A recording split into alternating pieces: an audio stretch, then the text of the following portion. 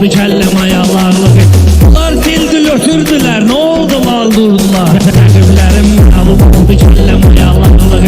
Rəqiblərim məlum oldu kelle mayalarlığı. Sen qalovkasın götürmüsən bizə yarpaqlığı. Qadının əski kişiyə elə deydin akı. Sen ki onun fazvalet eliydi kişi qeylarlığı. Sen ki onun fazvalet eliydi kişi qeylarlığı. Rəqiblərim məlum oldu kelle mayalarlığı. Kırıldı bir şüşə kimi, kırıldısa bir salam.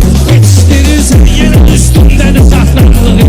Yetiştirirsən yenə üstündədir saxlanlığı. Rəqiblərim məlum oldu kelle mayalarlığı.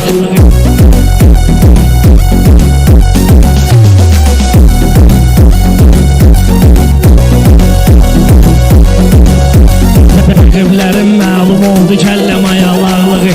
Həyatlar yaxşı deyib utanan oğlu olma. Utanan da özünə ziyan verdi utancaqlığı. Utanan da özünə ziyan verdi utancaqlığı. Sen qalovkasın götürmüsən bizə yarpaqlığı. Fət 50-50 atır riski deyil şirkim. Ama ayılandan sonra da olmaya qorxanlığı.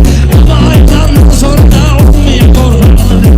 Rəqiblərim məlum oldu kelle mayalarlığı. Delikanlının bayram ettirdi baxdığın görmüsən. Sen qalovkasın götürmüsən bizə yarpaqlığı. Sen qalovkasın götürmüsən bizə yarpaqlığı. Sen qalovkasın götürmüsən bizə yarpaqlığı.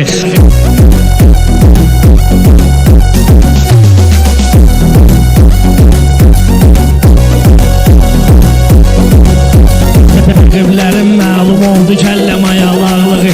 Ayaqlarını reçdə qılar tapdalayıb yazdı. Nə bunun ayaqqabılığı vardı, nə də başmaqlığı.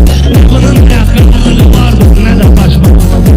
Rəqiblərim məlum oldu kelle mayalarlığı.